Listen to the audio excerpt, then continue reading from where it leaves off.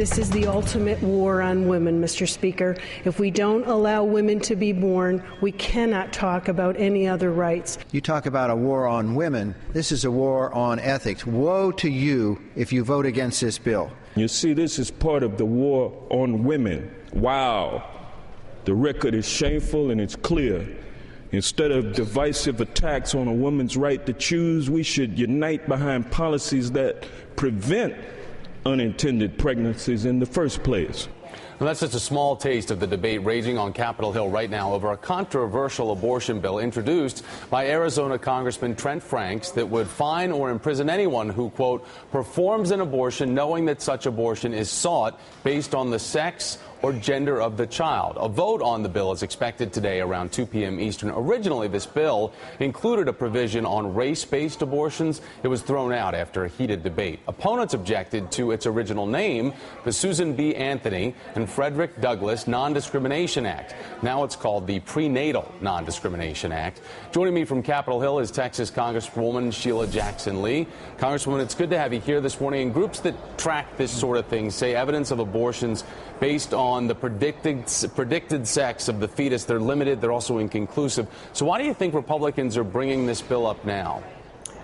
Well, Thomas, I think the next act will be dragging women out of patient rooms into the streets and screaming over their bodies as they are dragged out of getting access to women's health care. That's what I feel like is occurring today with the legislation that is on the floor. Thomas, first of all, there is bipartisan, unilateral, unanimous support that we should not have gender-based abortions for the sake of getting one gender over another. That is a human and humanitarian issue that none of us quarrel with.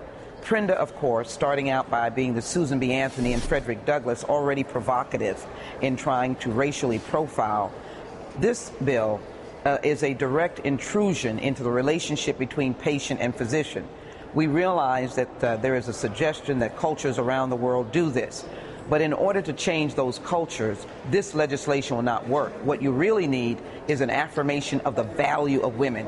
And today, Prenda is an affirmation of the devaluing of women. Because what it does is it demonizes the physician and the woman, particularly here in the United States, and it suggests it puts on them the idea that they're going in to have an abortion for a dastardly reason other than the choice and the personal needs and the faith conversation and medical needs of that particular patient. This is a draconian, drastic initiative, and frankly, it should go down today. Congressman, this bill comes, though, as a time where Planned Parenthood is fighting back against a hidden camera sting campaign that attempted to show that Planned Parenthood accepted sex selection abortions. They went to clinics in your home state where Planned Parenthood right now, the funding is in limbo. Is this all about the ongoing battle to defund Planned Parenthood, which this week launched that ad campaign in several states that's targeting Mitt Romney, or is this something else? Or is this just strictly about trying to strip away the funding that goes to Planned Parenthood? Well, you know, the women in Texas are particularly victims. I would answer this, Thomas, and say it's the world. It's the holistic approach of coming after women. The decision by the court in Texas, in the federal court, has, as you well know, enjoined the state from its ridiculous approach of denying the funding to unaffiliated clinics for Planned Parenthood.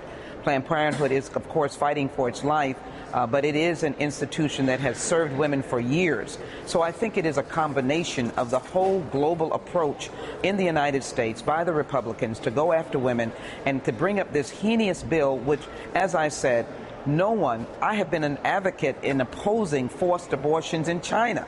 So obviously, I believe in a different approach.